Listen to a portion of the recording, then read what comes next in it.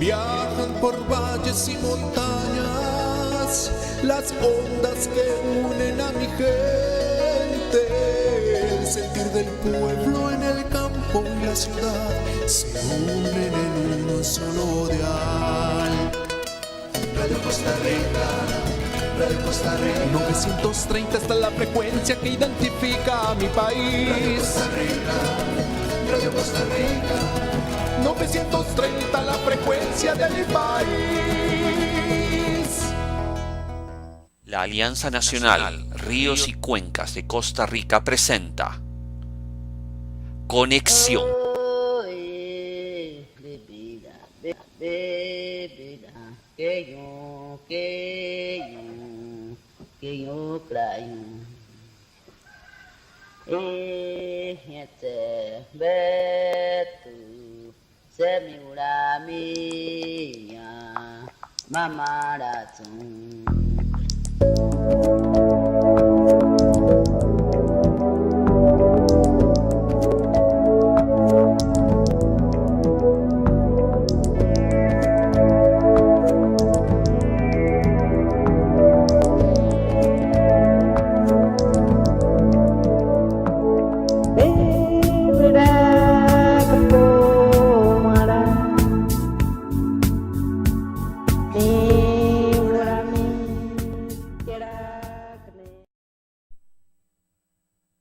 Muy buenos días, bienvenidos, bienvenidas a una emisión más de Conexión a través de Radio Costa Rica, los 930M, e Internet, Facebook a la vez. Muchas gracias por estar con nosotros.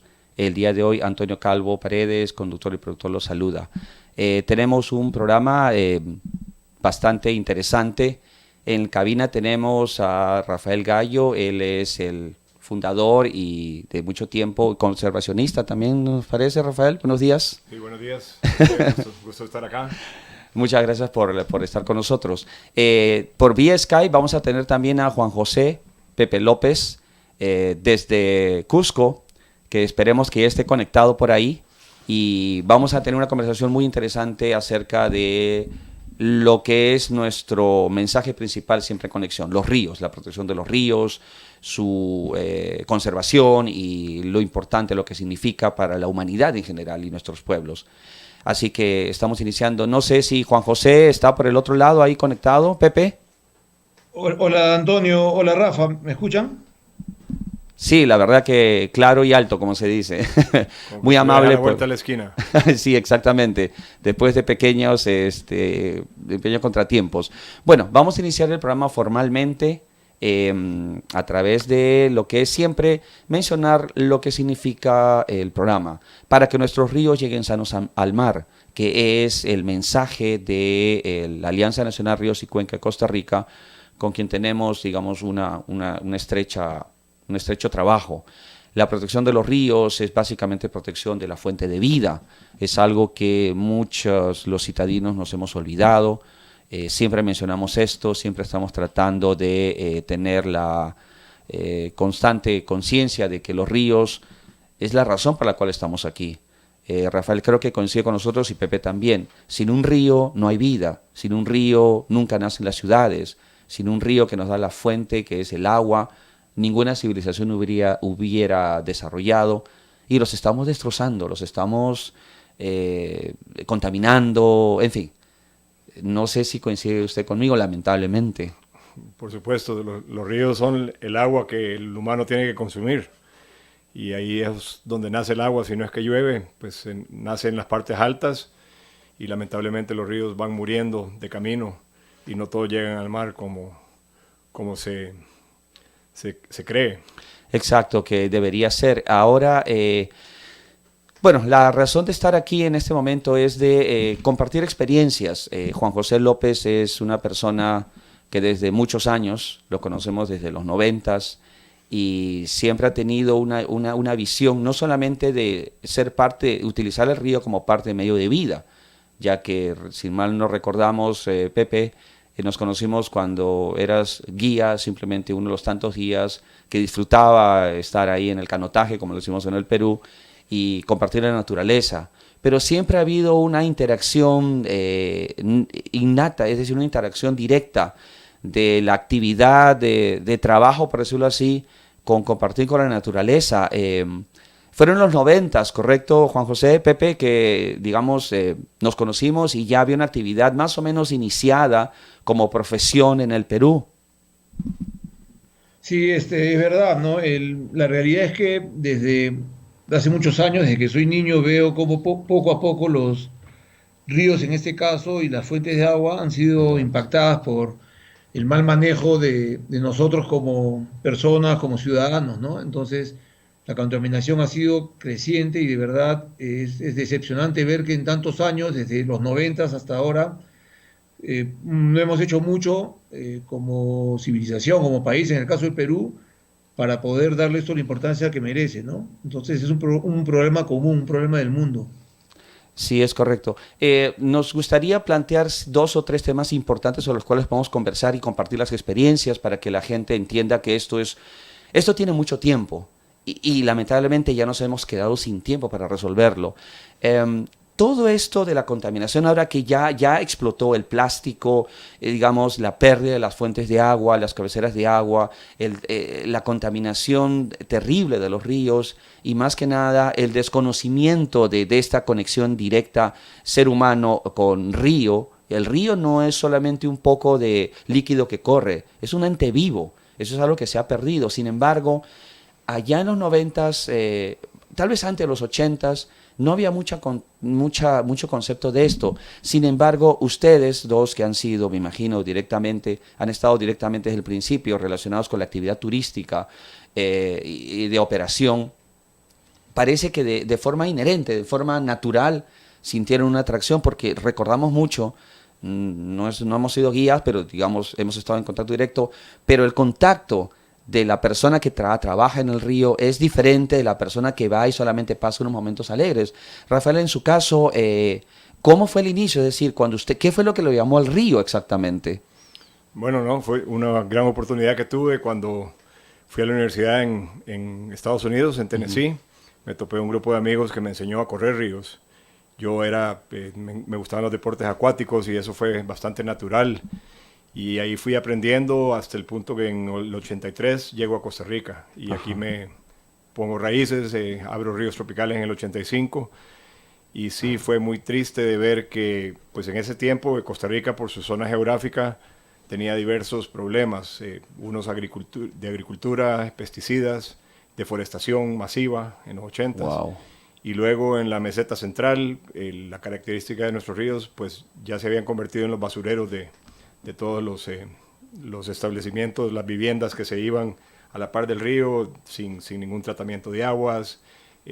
Cualquier persona tiraba la basura al río porque el río se lo llevaba y no pensaba en que le iba a llegar al vecino y del vecino le iba a llegar al mar y en el mar le iba a llegar a la tortuga. O sea, eso fue en los 80s y 90s en que nosotros pues alertamos al mundo que habían problemas, que habían situaciones y en ese tiempo muy poca gente nos escuchaba, ahora creo que nos escuchan un poco más, pero sí, gracias a lo que ha hecho Pepe en Perú y aquí en Costa Rica, pues le hemos enseñado los ríos a la gente y los hemos vuelto un poco perceptivos al tema de conservación. Es importante. Pepe, sí, mencionando sobre eso, te tengo una sorpresa, no sé si me ves ahí. Sí, estoy viendo. Un recuerdo, el año 97, cuando Apumayo estaba empezando y se organizó el primer festival de ecoaventura que buscaba precisamente conectar a la gente que iba a disfrutar la actividad de canotaje, como era ya en Luna Guana, el Valle de Luna Guana, con, digamos, reconocer que la naturaleza, el río es parte de ellos. Y también aquí algo que me queda, que es parte del corazón, lo que significa... ¡Qué bonito! Ese ya no lo tengo, ¿ah? Cuando recién empezaba Apumayo. Por cierto, el nombre Apumayo tiene una historia. Pero cuéntanosla mejor, el fundador de Apumayo Expediciones, porque hasta el nombre tiene una significación, Pepe. Así es, como tú sabes, empezamos Apumayo con Duilio, teníamos los dos por nuestro lado siempre esta idea y el amor por los ríos, pero también el tema de la conservación, siempre lo vimos como algo importante. Y Apumayo empieza como tú has dicho, tiene un nombre especial que está relacionado a palabras quechuas, de Apu, que significa algo sagrado para nosotros en los Andes, y Mayu, que es la traducción de río, ¿no? Entonces, nuestra inspiración en ese momento fue poner a los ríos como los consideramos, como algo sagrado, y por eso que de ahí salió el nombre, ¿no? Y que nos inspiró a empezar. Y como tú dices, estas campañas que empezamos desde los inicios, porque empezamos en la empresa en un momento difícil para el país, eran momentos donde había caos social, terrorismo, Correcto.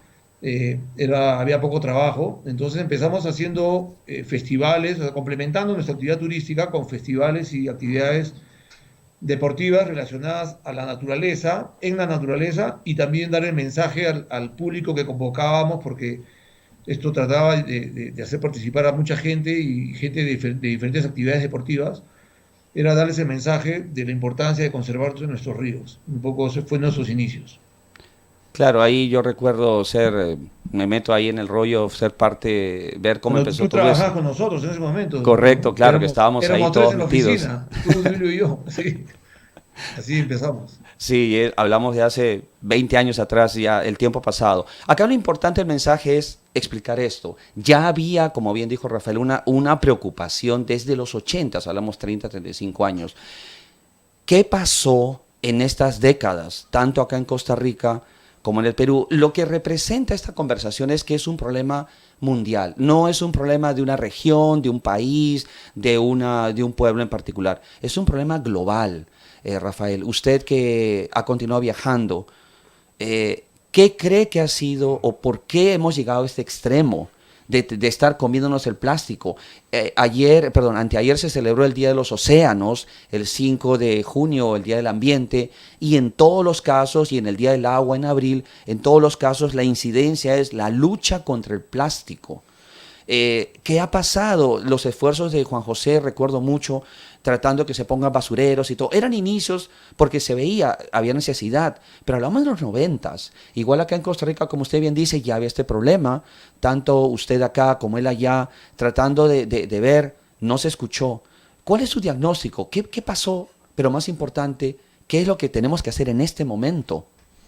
Sí, Antonio, en ese tiempo, y hablando de plásticos, pues sí, fue una cultura que de repente se nos inculcó. Tú antes comías naranjas y tirabas las cáscaras de naranja afuera, te comías una manzana, la tirabas afuera del carro y todo estaba bien. Luego te imponen el plástico y piensas igual, tirémoslo al agua. Claro, claro. Obviamente eso, la lluvia termina en los ríos, causa un gran problema. Nosotros en los 80s aquí en Costa Rica, pues estábamos más bien enfocados en la cuestión de las represas. Todos los ríos de Costa Rica están estudiados para hacerle una represa hidroeléctrica, que es casi igual de dañino a los ecosistemas, al ecosistema de peces.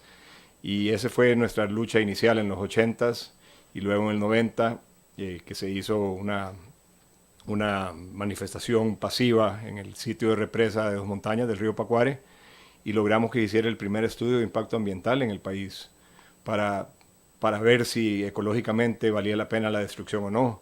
Y el mismo estudio dictó de que el río era demasiado, el valor ecológico era demasiado grande y que no pertenecía a una represa ahí. Entonces tenemos varios problemas, no solo basura, tenemos represas, tenemos varios temas que hay que considerar, la agricultura, la deforestación. Sí, definitivamente que el plástico ha sido nefasto, una práctica nefasta, y eso es una cuestión cultural y una cuestión industrial.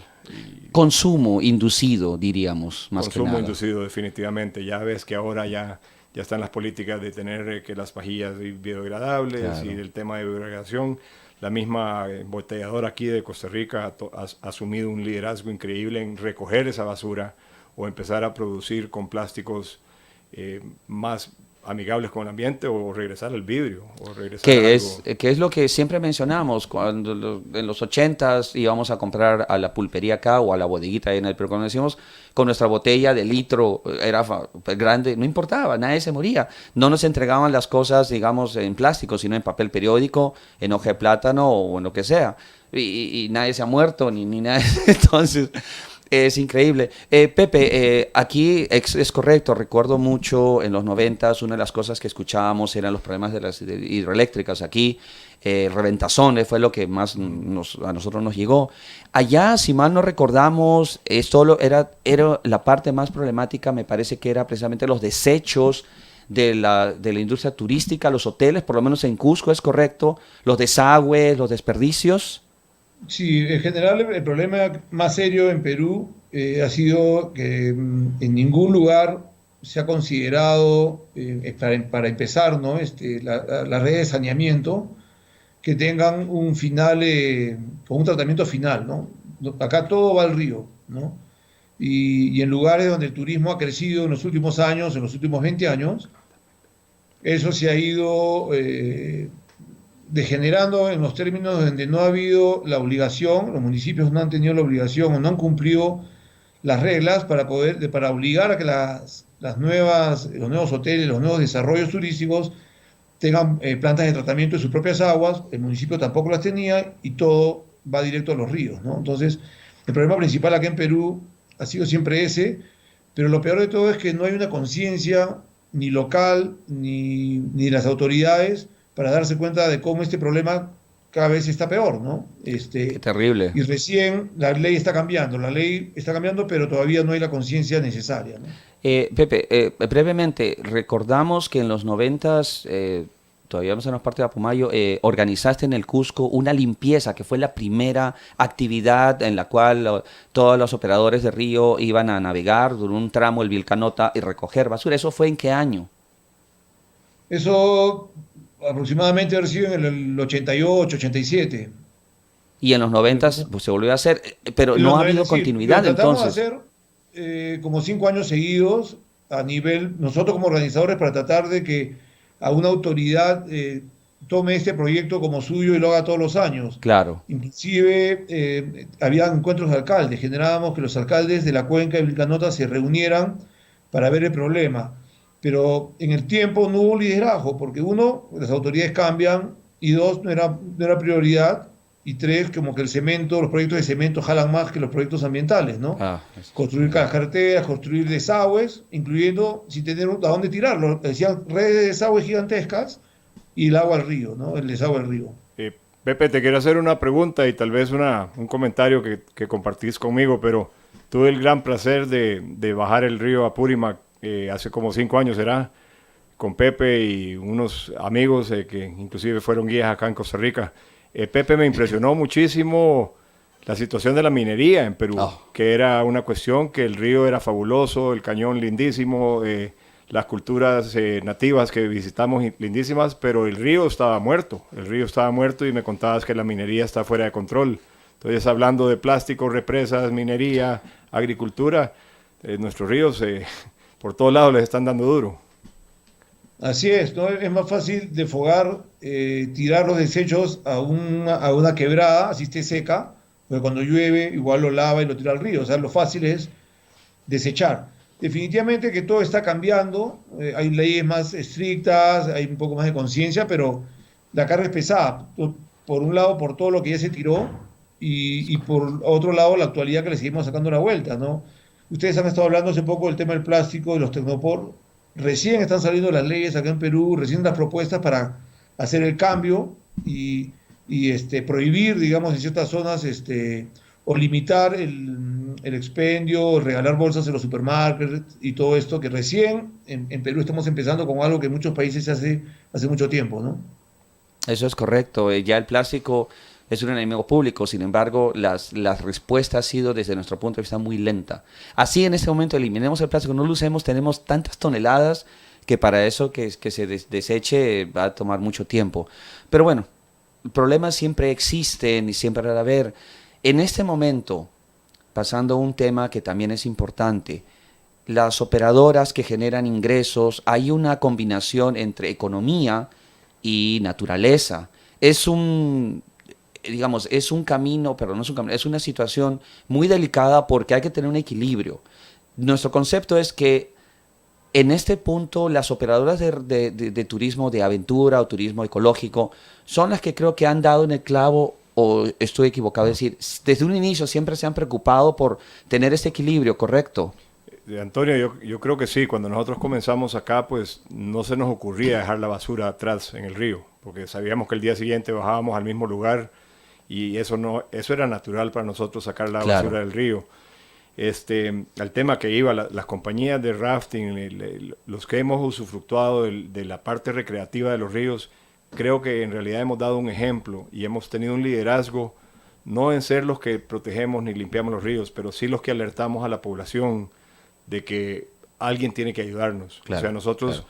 pues el tema no es solo capitalismo, ¿verdad? Porque también se invierte pues en entrenamiento de guías, nosotros invertimos igual que Pepe en proyectos de reforestación, en proyectos de alerta, en proyectos comunitarios, pero el buen ejemplo ha sido cuando alguien dice, bueno, mira, ellos hicieron tal cosa, hagamos algo parecido, aunque se formen ONG separadas o alianzas separadas. Claro. Eso para mí ha sido más gratificante, de que alguien, yo grito al cielo, ¿verdad? Los ríos están sucios, hay que limpiarlos. Y hay grupos ahora que sí se están ya involucrando más con ONGs más específicas, consiguiendo fondos más específicos. Claro. Y nosotros somos un mecanismo para que la gente conozca. Pues de repente llevas al río a una persona que no conocías, que políticamente tenía mucha influencia, y eso causó que él regresara y dijera, mira, este río está siendo deforestado, hagamos algo. Entonces creo que hemos sido un mecanismo, un tren para aquellos que sí han podido hacer algo un poco más específico que nosotros. Claro, es correcto. Pepe, recordamos mucho en Lunahuaná, este valle que muy cerca de la capital, que es Lima, al sur. Bueno, la costa peruana es árida, no hay nada, no hay vegetación, y solamente estos ríos son los que dan vida.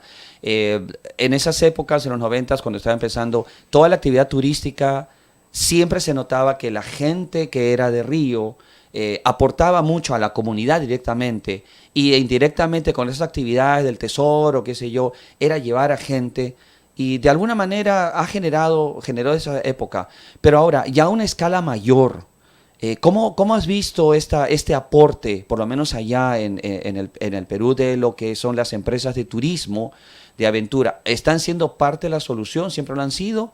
¿O algunas no? Porque lamentablemente no siempre se ve esto con un equilibrio, ¿no? Como dice Rafael, acá hay dinero, capital que se tiene que reinvertir, se tiene que ver y se ve como una industria, pero a veces no se respeta las leyes naturales. Por lo menos la experiencia directa con los guías, las pequeñas empresas, sí es muy gratificante.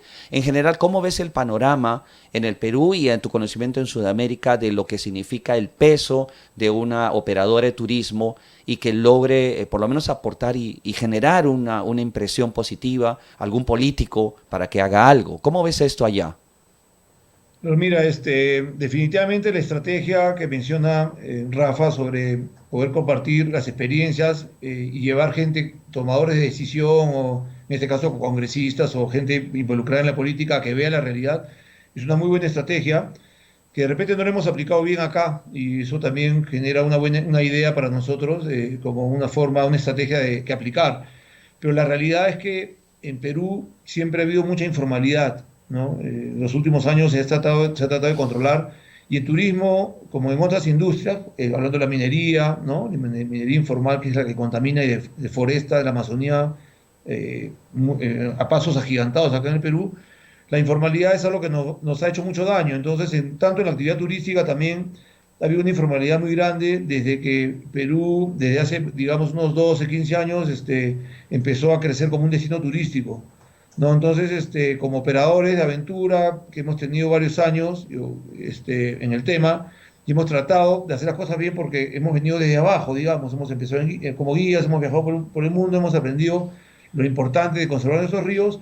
Nos hemos encontrado con empresarios que han empezado a hacer turismo a raíz de que esto era un buen negocio, nada más, ¿no? Entonces Claro. no tienen esa pasión, esa visión La de lo mística. importante de conservar, de manejar nuestros recursos, y digamos que no solamente que nos hacen una mala imagen, sino que hay muy malas prácticas, ¿no? Entonces en Lunahuaná ha pasado eso. Y como en muchas partes del Perú, especialmente aquí en Cusco también, ¿no? Hay mucho desorden, hay mucha informalidad, y obviamente es más fácil, como les decía, botar la basura, mezclar todo, no separarla, tirarla y esconderla, ¿no? En los caminos, ¿no? Esconder la basura, porque es más fácil es hacer eso que llevarla y regresarla y después disponerla apropiadamente, ¿no? Sí, eso Acá va a hay correr leyes la nuevas, se factura está muy tratando de hacer pronto. las cosas bien, pero el problema de la informalidad para países como los nuestros en Latinoamérica es grave, ¿no? En Perú, por ejemplo, es un tema muy importante en el cual, sin una fuerza del Estado, sin una posición líder del Estado es bien difícil manejar como empresa privada, porque al final es una guerra, porque al final todos tenemos intereses económicos, ¿no? Y nos meten a todos al mismo costal, ¿no? Creen que todos manejamos o trabajamos de la misma manera. Es correcto, lamentablemente. Mira, Pepe, aquí, si bien es cierto, y Rafa no me va a dejar mentir, el potencial, bueno, el potencial no, la realidad turística, la realidad ecoturística de Costa Rica es prácticamente su imagen de bandera, es lo que vende y lo que se da. Sin embargo, sí hay problemas y bastante serios. Precisamente algo que mientras Juan José mencionaba sobre este problema de que ha aumentado el turismo, ha aumentado los operadores, pero de una manera informal, están matando la gallina de los huevos de oro. Rafael, yo tengo una impresión y que me ha dado cierto pánico confirmar, hace unos meses atrás estuvimos en una mesa, aquí estuvo directamente un representante de Tortuguero, Costa Rica Expedition, si mal no recuerdo. Tuvimos por Skype a gente de Pérez Celedón, Juana Miguetti estuvo del norte. Cada río tiene un problema muy grave. En Sarapiquí son los tajos, el Tortuguero es la contaminación fecal terrible, y en el sur las represas. Ahora, esto lamentablemente está atentando, y en el Perú Pepe lo está diciendo claramente, existe la actividad, pero lo mismo, digamos, el peligro es inminente. Al final se está matando, precisamente se está empezando a destruir lo que se ha construido, lo que ha costado construir. Por lo menos en Costa Rica la imagen es muy grande, pero si no se hace algo rápidamente, si no se pone una planta de tratamiento en Tortuguero, si no se pone un alto y ahí se corrige los problemas de los tajos, o en el sur se paran las hidroeléctricas, prácticamente se va a dejar de tener esa imagen, por lo menos, o ¿cómo le puedo decir? Que los ríos sean intocables o que permanezcan por lo menos limpios y todo eso. Y eso es un boomerang. Está pasando en el Perú, lamentablemente, por ser dimensiones más grandes y haber más problemas, digamos, políticos, esperemos que pueda revertirse, pero eso es muy grave. ¿Qué tenemos que hacer? Porque aquí se habla de lo que está mal, pero hay que también queremos dar voz a lo que se puede hacer y queremos ser un canal. ¿Qué podemos hacer? ¿Cómo podemos incidir? ¿Qué impresión tiene sobre esto usted? Bueno, muy difícil, y por dicha hay operadores de rafting como Pepe y como yo que creemos que hemos puesto en realidad lo hemos hecho de corazón y de pasión y de visión. Y sí tenemos ese problema, que tenemos muchos operadores que no les importa, lo que quieren es bajar el río, ganar dinero, y no importa cómo esté el ecosistema. De eso se da mucho, pero sí habemos varios responsables que tratamos de hacer algo. Nosotros, y aún así, vieras qué difícil. En Pacuare es un modelo de sostenibilidad bastante grande, porque desde que llegamos pues nos opusimos a la represa, salvamos el río, empezamos a comprar bosque primario, luego bosque secundario con potrero, donde empezamos a sembrar árboles y proteger la cuenca, y nuestros valores no han cambiado. Los guías lo han fomentado, lo enseñan a la gente, pero luego ves desarrollos que quieren ir más allá, quieren tener mucho más confort, más comodidades, entonces botan bosque para traer más agua, y empieza una cadena de destrucción Terrible. sí, que ya se había llegado a un punto de sostenibilidad importante, sin cacería, sin venenos en la zona, con una conservación privada bastante grande. Y ese concepto, pues el del Pacuari ha sido un buen ejemplo. Y como hablas tú de los otros ríos de Costa Rica, sí, el Sarapiquí ha tenido represas río arriba, mucho tajo, es ser una belleza en un corredor biológico de aves lindísimo, se está cada vez peor. Las crecientes de agua ahora hacen más destrucción por el mismo efecto del ser humano, que ha cortado más árboles cerca del río. La parte de contaminación acá en Costa Rica, la meseta central, la cuenca 32 que sale en el Tárcoles, es la cuenca más contaminada de todo Centroamérica, y tienes unos ríos preciosos que van hacia el Tárcoles y siguen siendo vistos como basureros. Tú volteas a ver todas las zonas residenciales de bajos recursos y le dan la espalda al río. Es correcto. Yo estoy soñando con el día que vea un restaurante con un deck enfrente de uno de los ríos aquí en nuestra zona central. Quiere decir que el río está sano, que no hay olores feos, porque la población de aves existe, los ríos no están totalmente muertos, entonces sí se pueden recuperar. Yo he participado en diferentes grupos como la Comisión Bandera Azul Ecológica, la red de reservas privadas y diferentes grupos ecologistas que queremos tratar de hacer algo y luego empiezas a ver y dices, bueno, esto va a tardar 60 años y dices, no, va a tardar 70. No está seguro que va a tardar más bien 100. Oh. Le digo, bueno, pero entonces comencemos ya, porque entonces si comenzamos ya van a ser 95. Hay una gente un poco más positiva que dice, no, en 40 años podemos recuperar, y es cierto, pero tiene que haber un plan, tiene que haber una línea, tiene que haber los grupos trabajando juntos. No podemos dedicarnos a recoger basura, tenemos que dedicarnos a enseñar a no botar la basura. Exacto. Y la industria tiene que cambiar también su manera de hacer las cosas. Eso es correcto, totalmente. Pepe, en el caso, para compartir experiencias, las soluciones, no es función obviamente de los operadores. ¿Cómo ves esta parte? ¿Qué se ha avanzado? ¿Qué más se puede avanzar? ¿Y qué podemos hacer para, como dice Rafael, iniciar ya y avanzar y aportar un grano de arena a esta recuperación de toda esa belleza natural allá en el Perú? Mire, yo pienso que es un tema de autoridades ahora y de política, ¿no? De darse cuenta y de poder aplicar las leyes que se han avanzado, porque ahora Perú tiene buenas leyes de protección de cuencas, de pago de derechos ambientales y todas esas cosas que yo sé que en Costa Rica existen hace mucho tiempo también. Lo difícil es aplicarlo y que las autoridades se compren el pleito, como se dice, ¿no? Aplicar. Entonces, yo podría poner como ejemplo lo que pasa en la cuenca del río Urubamba, río Vilcanota, que era el río sagrado para los incas, principal destino turístico del Perú, y justamente pasa eso, la gente vive dándole la espalda al río, porque usan, digamos, el tren, usan los buses, visitan los restos arqueológicos a lo largo del Valle Sagrado, visitan las comunidades campesinas, hay mucho contacto cultural, pero le están dando la espalda al río porque si el río se enferma y llega a un estado de muerte, como lo dice Rafa, con malos olores, con potenciales enfermedades, con potenciales epidemias, y prácticamente la gallina de los huevos de oro ya se murió, no es que la estemos matando. Y para eso podría faltar muy poco. Entonces la gente no toma conciencia y solamente estoy tomando como ejemplo potencialmente el río más importante para el Perú en términos económicos y el río que era sagrado para los incas, para nuestra principal cultura. Entonces, ¿cómo es posible que se haya llegado a tanta degeneración en cuanto al manejo de nuestras autoridades para no priorizar, por lo menos, que las aguas servidas no vayan directas al río y sean tratadas, ¿no? Claro, entonces claro. Eso te da una idea también de cómo está la política y cómo están nuestras autoridades y la gente que toma decisión en nuestro país, ¿no? Correcto. Hay un pequeño comentario que quiero hacerte sobre algo que leí hace poco, pero antes de eso solamente sí queremos agradecer mucho el pequeño aporte que hay de parte de la Alianza Nacional Ríos y Cuencas de Costa Rica con sus oferentes. Hay pequeñas empresas aquí que creen en el programa y nos dan su aporte. Avolta, que es una empresa que se preocupa por la energía solar, eso es muy importante, energía limpia. Tenemos Intelec, una empresa de electrónica donde la tecnología es muy importante para eso, desde el 87. Pureco es una empresa familiar que da y apoya genera a que las familias costarricenses puedan tener un poco más de agua limpia, ¿no? A purificarlas. Y una empresa familiar muy particular que está en lucha contra el plástico.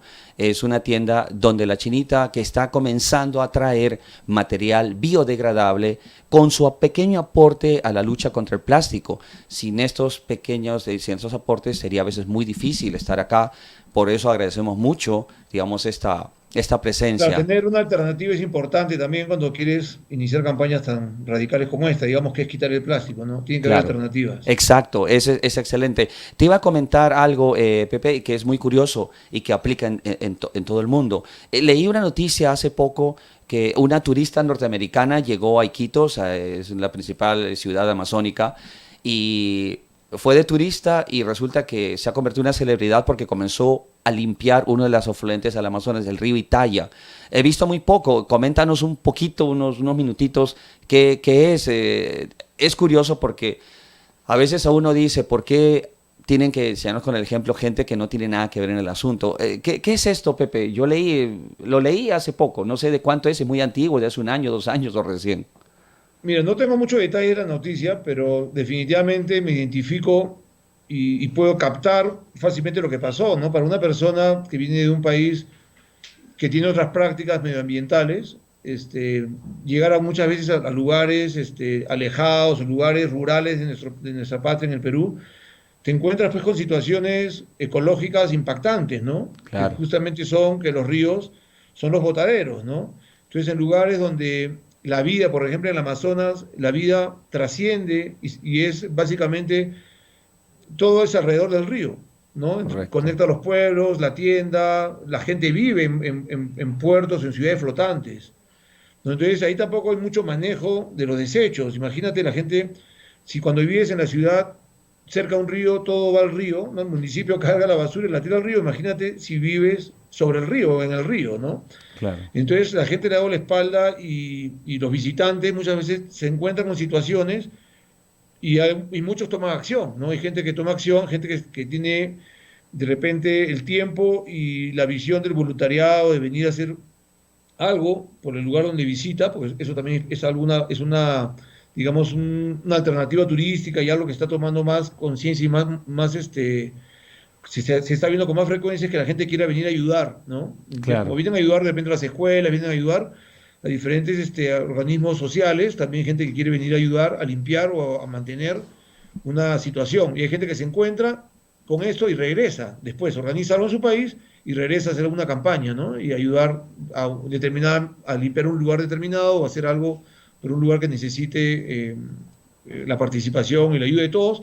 Como tú dices, es increíble ver que venga alguien desde afuera a empezar algo que los de adentro, los que estamos viendo ahí, no lo vemos, ¿no? O no lo queremos ver. Lo, lo que dice Pepe me da el concepto del cambio generacional que hay que hacer. Que Correcto. cuando Eso, habla de los niños son los que hay que involucrar. Hemos tenido efectos diferentes en escuelas locales cerca de los ríos y ya los padres sí, ya están mal, ya o cazaban o tiraban la basura, lo queman, pero los niños hay que llegarles a eso. Y bueno, habrá que esperar esa segunda generación y esa tercera generación, pero hay que empezar por ese cambio generacional. Hay que enseñar a los niños a sembrar árboles, a observar aves, a sentir los ríos. Entonces creo como que parte eso es de... parte de nuestra misión también como empresarios y responsables. Por supuesto, hay una generación, y ustedes me corregirán, hay una generación que precisamente se ha perdido. Acá he tenido la suerte de tener personas de cierta edad que todavía recuerdan bañarse en los ríos cercanos acá al Valle Central en San José. Bueno, en el Perú es bastante complicado porque al haber prácticamente la población costarricense en una ciudad, no tuve esa experiencia, pero Pepe, creo que tampoco era tan alejado. Me parece que en los 60s todavía existían ríos que pasaban por Lima, por los barrios, por aquellas zonas alejadas y yo recuerdo de niño haber tenido por lo menos algún recuerdo de algo verde, donde ahora es simplemente una autopista, ¿no? O sea, una calle y todo eso. Hay esta generación que tuvo la suerte de disfrutar de la naturaleza cerca de la ciudad, luego hay un periodo terrible y luego hay una nueva generación que está luchando para ver si pueden volver a tener eso. Es terrible lo que hemos hecho.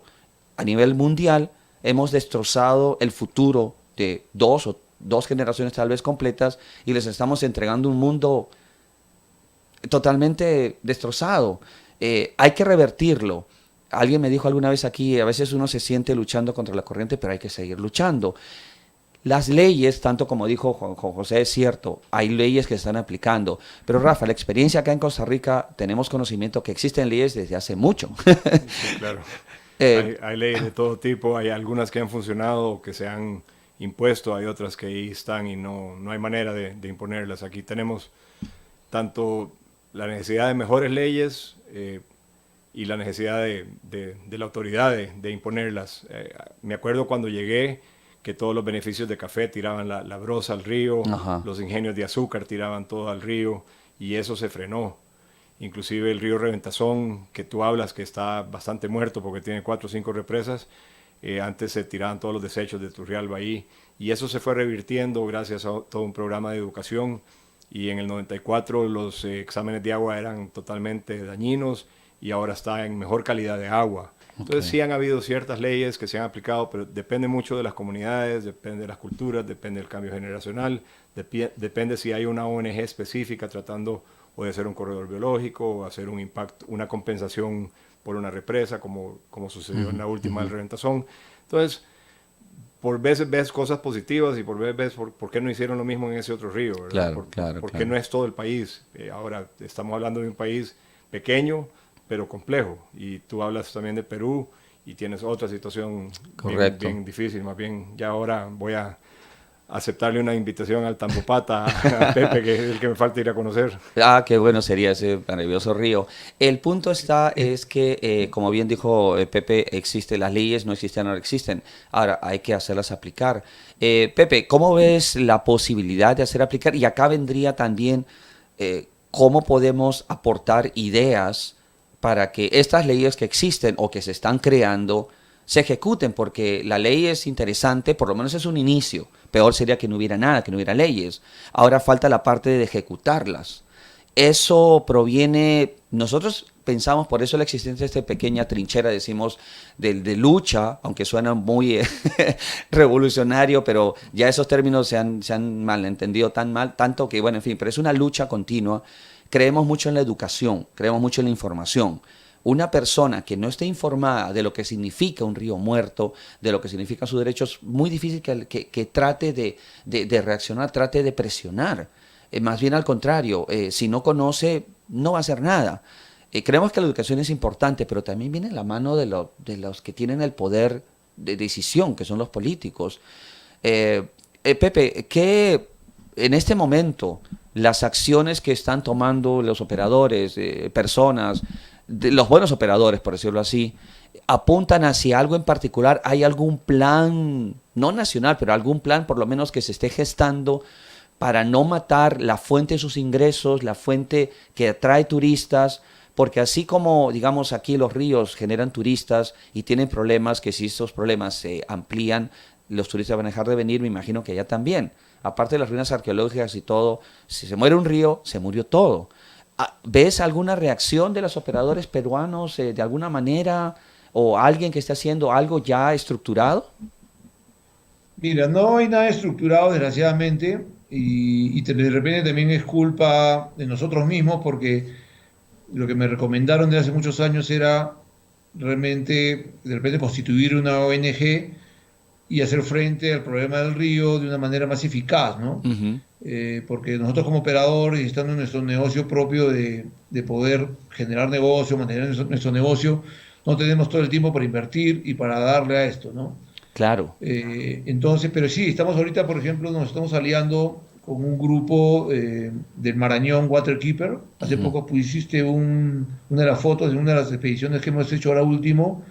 El Marañón es un río importante de la zona norte del país, que ha sido comparado con el Gran Cañón del Colorado, como el Gran Cañón del Sur, y también tiene problemas de represas. Y entonces, nosotros como Apumayo nos hemos sumado a la lucha que tiene Marañón Waterkeeper con toda la gente local de la cuenca del Marañón, y estamos en conversaciones para hacer lo mismo, para hacer el Urubamba Waterkeeper, ¿no? Uh-huh. Para hacer un frente más organizado desde el punto de vista privado, para poder fomentar el tema de educación y poder tratar de que las autoridades tomen más conciencia.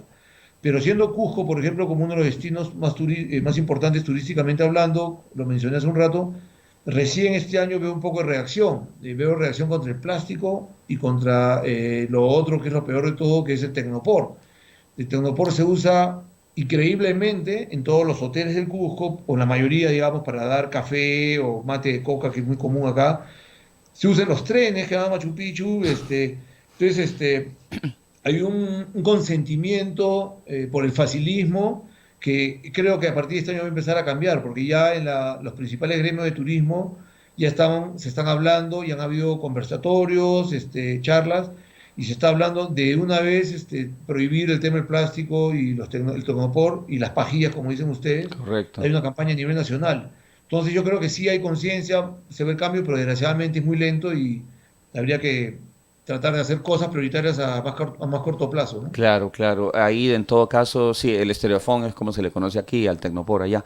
La idea sería ya que hay un movimiento, impulsar ese movimiento, Y las ONG siempre están metidas, aunque a veces siempre son señaladas con el dedo porque obviamente generan reacciones antieconómicas para algunos casos, hay de todo, pero las reacciones están dándose. Rafa, en este caso, la acción directa, bueno, es que acá se ve mucha actividad, pero sin embargo los problemas siempre aparecen y pareciera como que no se hace nada. Una solución más radical, como que impulse, porque la preocupación es el tiempo, como dice Pepe. Hay reacción, pero está lenta. ¿Cómo ve eso usted aquí en Costa Rica? Sí, bueno, ahora tenemos un gobierno nuevo, tenemos un ministro de Ambiente que ha sido ministro de Ambiente antes, fue nuestro abogado en los tiempos que salvamos la represa de Pacuare, es muy proactivo, creo que acaba de pasar una ley o decreto para evitar el estereofón y los plásticos en el país. Sí, correcto. Hay muchos movimientos locales. Creo que eso es inmediato y eso hay que hacerlo cortando. Si llegas al supermercado y no hay bolsas, pues ve qué haces. O te compras una y la usas, reusas. Pero hay que educar a la gente casi que poco radicalmente. Correcto. Nosotros, casualmente, un movimiento nuevo de una persona, un grupo de personas, una de ellas una norteamericana, tratando de impulsar acá, o estamos comenzando un lobby con los congresistas, con los diputados, para una ley que se asemeja a la ley en Estados Unidos se llama Wild and Scenic Rivers. Pepe conoce muy bien de esa ley, en que te hace un inventario de los ríos y si tienen potencial cultural, arquitectónico, geológico, recreativo, potabilidad de agua, lo que sea. Y haces un inventario de cada río y dices, bueno, ese río tiene un potencial cultural tan alto que no se debería tocar para una represa. Intangible. Entonces, es una ley bastante compleja, podría ser un interesante lobbying si logramos hacer algo en estos siguientes 4 años, empezar desde ya, ¿verdad? Sí, sí, se logre algo aquí en 4 años. Desde ayer ya. y luego, pues, las energías alternativas, ¿verdad? Aunque a las represas o a la hidroeléctrica le dicen renovable, la destrucción es demasiado. Sí. Y la carboneutralidad no va con una represa por la cantidad de metano que se produce en los lagos artificiales. Entonces, el impulso aquí de energía solar sería fabuloso. La geotermia iba caminando, que es una bastante poco invasiva, pero la energía solar aquí hay que darle duro y no hay políticas para eso, por lo menos para evitar represas, que ya en este país en realidad no se necesitan. El mismo cambio climático ha demostrado que los embalses están muy bajos. Exacto. Ya hay situaciones... Ya es tecnología obsoleta. Quizás hace 20, También. 30, 40 años era el boom, pero ya es obsoleto. Crea más problemas que soluciones. Antonio, si me permites, por favor. sobre ese punto, bueno, el país ha tenido cierta suerte de que con este escándalo de la corrupción que se desató a raíz de lo que se destapó, digamos, a nivel gubernamental, regional con Odebrecht y la construcción de muchas obras, digamos que no tenían los presupuestos iniciales como terminaron y no eran necesarios y sin embargo se invirtió demasiada plata en eso y mucho de ese dinero se perdió, digamos, o se ha quedado en el aire. Muchas de las represas que se iban a hacer en el Perú, especialmente en el río Marañón, se han detenido gracias a ese destape de la corrupción, porque y eran represas que estaban aprobadas. El Marañón tenía 2 o 3 represas ya aprobadas en contra de estudios de impacto ambiental, en contra de la realidad cultural de la zona, de las poblaciones locales, de la cantidad de desplazados. O sea, ya esto iba por encima de todo, simplemente porque eran decisiones políticas que venían amarradas al dinero, al cemento, al concreto, ¿no? Y gracias a esto se han detenido. Entonces es un momento para, como dicen ustedes, poder mirar y recuperar ese espacio perdido para darle la importancia, porque es tecnología obsoleta, que no funciona en otros países, que se está descartando, pues sin embargo acá lo vemos pues como la solución y el caballito de batalla política para muchos gobernantes o postulantes a cargos públicos, ¿no? Sí, es por la cantidad de dinero. Aquí tocamos hace 2 semanas el Diquís. El Diquís, Pepe, es un megaproyecto que tiene como 40 años, creo, o algo así, donde se inundan pueblos, es decir, terrible. Pero bueno, la cosa es encontrar la solución. Y nuestra intención sería increíble a través de Conexión. Creo que en algún momento en una primera conversación, hace varios meses, le mencioné a Rafael que la intención nuestra también es aquí intentar conectar, tener aquí vía Skype, tenerte aquí en Cusco, luego tener tal vez a alguien desde Estados Unidos o otro país, dialogando esto, intercambiando, porque es con el intercambio de ideas y de propuestas que puede surgir mucho. Conexión, Pepe, se compromete, aparte de la cuestión personal, como un compromiso formal de mantenerte informado lo que esté pasando, todas las cosas, porque creo que aquí es una retroalimentación de todos lados. Todas las experiencias son interesantes y más que nada en búsqueda de una solución, ¿no? La educación desde nuestro punto de vista, la instrucción, que la gente sepa qué está pasando es básica y fundamental. Y es por eso que es importante, todo lo que se está haciendo tiene que informarse, tiene que presionarse, tiene que decirse. En este sentido, bueno, no sé qué es lo que... Antonio, con mi experiencia en la Federación Internacional de Rafting, que se creó más que todo para campeonatos mundiales de rafting. Ajá. Y luego certificación de guías, yo me di el compromiso de la parte de conservación y recreación, y fue interesante y es impresionante la cantidad de ríos alrededor del mundo que están siendo efecto de las represas. Está el río el Zambezi en Zambia, que le quieren hacer represa. Bueno, hemos perdido muchos ríos en China, pero ahí no hay nada que hacer. Hay un río en esta isla cerca de Australia que está en problemas. Entonces, como cadena mundial, se conoce de bastantes ríos fabulosos, unos que han sido protegidos por las Naciones Unidas, Parques de la Humanidad, otros que están en problemas de represas, por lo mismo que están obsoletas en Estados Unidos, y en todo el primer mundo son obsoletas. En el primer mundo ya limpiaron ríos como el Rino, el Danubio, el río en Inglaterra, que pasa por Londres, se me olvidó el nombre, ya han sido limpiados. Ajá. Y entonces todos los tercermundistas estamos adoptando toda esa generación de malas prácticas de los 60, en vez de estar aprendiendo lo que ya hicieron mal ellos. Eso hay que revertir. Entonces es un poquito... es frustrante a veces, pero a la vez hay que... Tal vez sea la motivación, especialmente con todo esto. Nos quedan menos de 2 minutos, entonces agradezco muchísimo. Espero que no sea la última vez. Pepe, Juan José, desde allá, desde Cusco, muchísimas gracias. Por fin pudimos hacer la conexión, que fue interesante. Así que tus unos 30 segundos para invitar de nuevo una siguiente oportunidad que tengamos, y te vamos a tener informado de lo que está pasando acá. Juan José, muchísimas gracias, has sido muy amable. Personalmente me encantó tenerte en el programa como invitado. No, yo también muy contento y te felicito de verdad, Antonio, por el importante trabajo como comunicador que estás haciendo en Costa Rica con un tema tan crucial, tan prioritario, que desgraciadamente no lo tenemos acá. Alguien tendría que seguir tu ejemplo. Y lo felicito de verdad, felicito también a Rafa, que es un gran amigo, es un líder, siempre inspira, escucharlo hablar, ver lo que hace, es un buen ejemplo, y sigamos compartiendo experiencias, y de verdad te tomo la palabra y nos preparemos un Tambopata para el 2019, pongamos la fecha con tiempo. Queremos hacer una conexión, tal vez un frente más que nada mundial. Rafael, sus últimos segundos para un hasta luego. No, la conexión ha sido fabulosa, y con Pepe nos vemos casi 2 veces al año. Pepe tuvo el agrado de venir a ver el Campeonato Mundial de Rafting en el 2011, en que nos dimos la tarea de hacerlo inclusive carbono neutral, que es un liderazgo en Costa Rica muy interesante. Yo he aprendido de Pepe, de sus proyectos de reforestación. Entonces ya hay una conexión de amigos bastante grande, y qué increíble que nos agarraste el mismo día en países diferentes. Sí, las cosas... Pepe, igual sos de inspirador para mí, y espero Tambopata 2019. Nos vemos en Daytona. Nos vemos en Daytona, de repente en el ATTA. No voy Italia, para Italia. Tengo un viaje al Gran Cañón, tendré el placer de bajar al Gran Cañón con 28 amigos en agosto. Lindo. Entonces voy a brincar Italia, así es que ojalá que nos veamos en Florida, en Daytona, en lugares en común. Sí, lo estoy planeando. Bueno, muchas gracias, y un placer, y saludos por Costa Rica a todos los hermanos ticos. Gracias, Pepe. Ha sido Juan José López de Cusco, el Perú. Y hemos tenido acá a Rafael Gallo también acá en Costa Rica, en nuestros estudios. Gracias por estar con nosotros. Nos vamos con la frase del día, de la semana. Si un hombre falla honrando sus ríos, no puede ganarse la vida que emana de ellos. Gracias por estar con nosotros. Antonio Calvo Paredes, conductor y productor, para que nuestros ríos lleguen sanos al mar. ¿Él lo ve?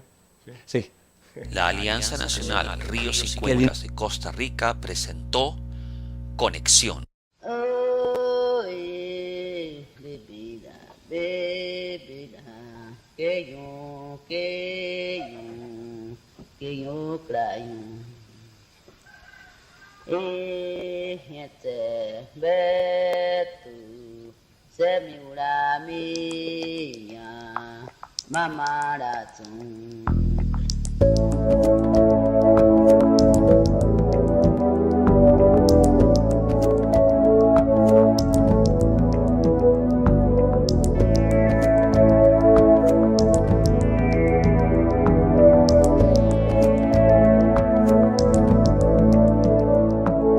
Hey.